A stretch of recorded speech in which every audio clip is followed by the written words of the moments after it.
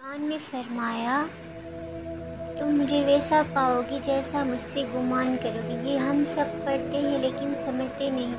تم جانتے ہو حضرت موسیٰ علیہ السلام کے پیچھے فوج لگی ہوئی تھی، تب اللہ نے کیوں سمندر کو 2 حصوں میں بانٹ دیا؟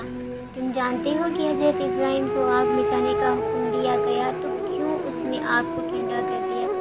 تم جانتے ہو کہ کیوں اس نے حضرت یوسف کو کنویں میں بھی پالا؟ کیا تم جانتے ہو کہ کیوں اس نے حضرت ہاجرہ کو صحرا میں بھی زمزم دیا؟ کیوں حضرت یونس علیہ السلام کو مچھلی کے پیٹ میں بھی محفوظ رکھا؟ کیوں حضرت زکریا کو عمر کے آخری حصے میں بھی اولاد سے نوازا؟ ان سب چیزوں میں ایک مشابہت تھی، یقین۔ ان میں سے کسی نے بھی ہمت نہیں ہاری، انہوں نے یقین رکھا کہ خدا راستہ نکالے گا، اور دیکھو خدا نے راستہ نکالا۔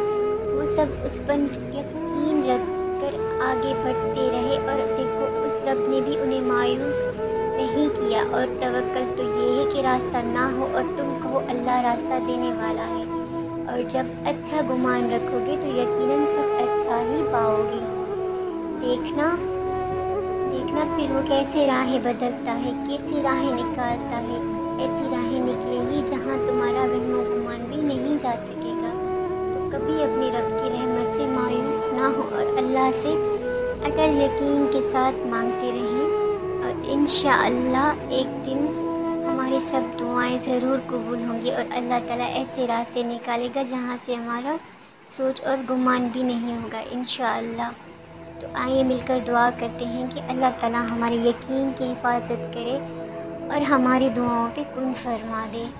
اے اللہ، جو ہم نے تم سے دعائیں مانگی اور جو نہ مانگ سکے، اے پروردگار جو ہم نے تجھ سے آس لگائی ہوئی ہے، جو ہم نے تم سے امید باندھی ہوئی، اے پروردگار ہماری اس آس، اس امید کی عزت رکھ میرے مولا، اور اب کن فرما دیجیے میرے مالک، کیونکہ ہم بہت کمزور ہیں، ہمارے اندر اب ایسی طاقت نہیں رہی اے اللہ، نہ ہمارے جسموں میں وہ طاقت ہے، نہ ہماری روح میں اور نہ ہمارے دل میں۔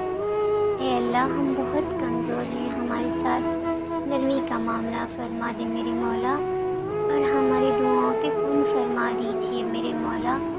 بے شک تو سب سے زیادہ رحم کرنے والا